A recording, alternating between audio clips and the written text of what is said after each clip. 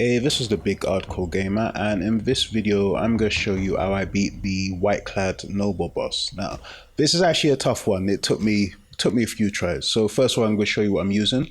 So for the spells, I'm using Immobilize, which you get pretty early in the game, and I'm using Red Tides, which I got from one of the previous bosses I faced. Also, I'm using the Spirit from another previous boss that I faced before getting there, which is Granmo, if that's how you pronounce it. Basically using this will summon some snakes that will spit venom at your enemies. Okay, so yeah, this little intro was captured when I was on stream.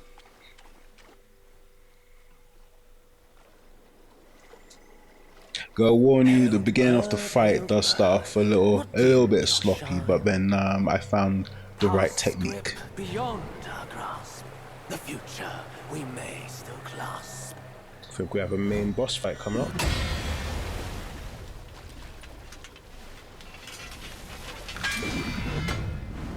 Late is the hour, young one, in which you choose main to boss stay fight. in my tranquil abode.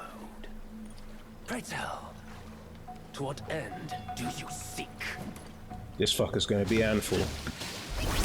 Right, use as an example. Don't use Immobilize when they're up in the air, because you won't be able to capitalize on that move. And it's basically just wasting the spell. So it's currently recharging. And you need to learn the attacks.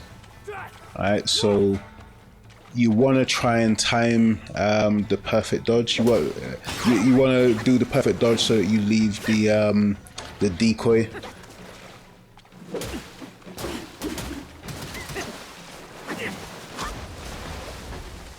Gentle, yet it engulfs all the power of water.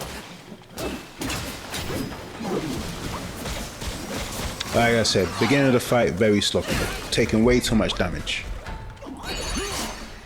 Alright, so what I've done now, I've switched to one of my other spells. Good thing about this one is it has that charge attack when you press triangle for the heavy attack, which dashes forward. And that health bar isn't coming off Monkey's health bar. This is coming off the health bar for this particular spell. And then when it expires, it goes back to Monkey's health bar, which was pretty low when I switched. Okay, right, so I aim with the Immobilize. And now I'm basically waiting for him to attack and dodging. You see, I'm doing those perfect dodges, leaving the silhouette behind. So when he charges up like that, he always does that swing attack. Just make sure you back away as quickly as you can.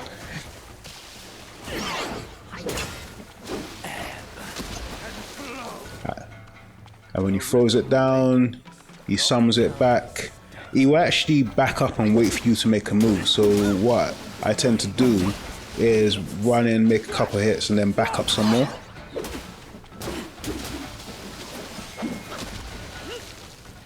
After this swing, he always does another slash down.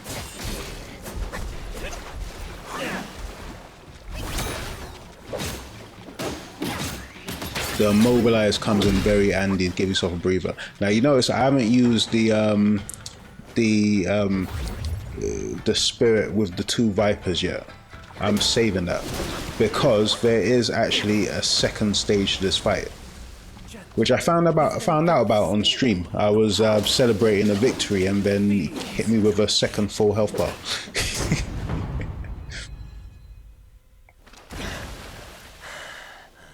So use your healing flask sparingly. The reason why I used my spells early on is to give them time to charge up. So the Immobilize will charge up quickly. I think it's because I've upgraded it enough. The other one's a bit slower. As you see, the Immobilize is almost charged up. Again, not using my Vipers until the Immobilize is charged up. Right, so it's charged up now. I mobilized him using the Vipers, just to hold him in place. Really, I should have summoned the Vipers first and then immobilized them, because that tends to work better. That means you've got like a few hits before he moves off. This part of the fight is a bit more dangerous. I'd say the safest time to attack is when he does that lunge spear attack, because that seems to be the easiest one to do the perfect dodge on.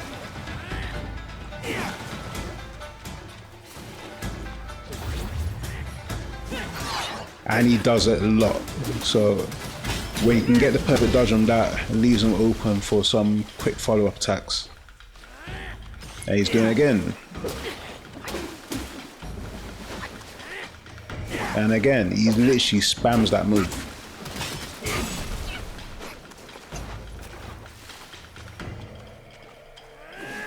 Now I've actually run out of mana, so I can't use the immobilize anymore. Which is annoying. I can still use this one though.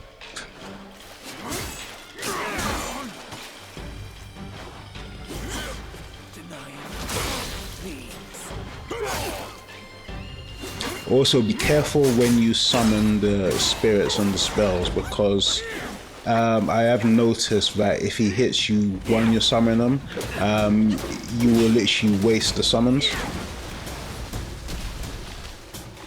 So it happened a couple of times where I tried to summon the Vipers, and he hit me at the exact same time I was summoning them, and it literally wasted it. So just be careful. Either try to mobilize them first, or make sure you've backed up enough so you got a little bit of breathing room before you use the spell or the summons.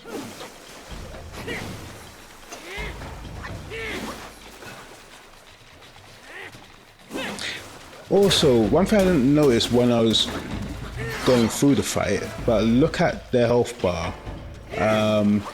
His health bar is actually slowly increasing.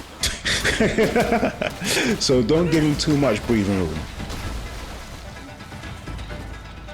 Literally, you only just noticed that when making this video. His health bar slowly increases throughout the fight, so you need to give yourself a bit of breathing room, but not too much, because you don't want him to heal up too much.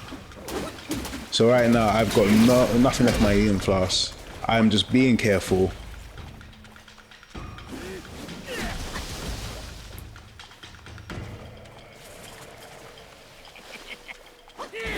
Just being careful, not getting too close, just waiting for him to do that strike.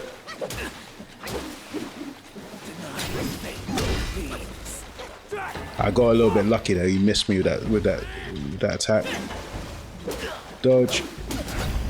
And it's a wrap, buddy.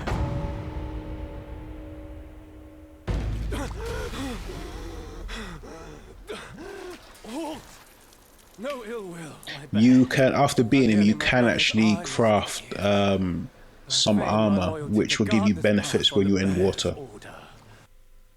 Right, hope you found the video useful. If you did, please leave it a like, and if you're new to the channel, hit the subscribe button and check out some other content. Alright, thanks for watching, and see you next time. Bye.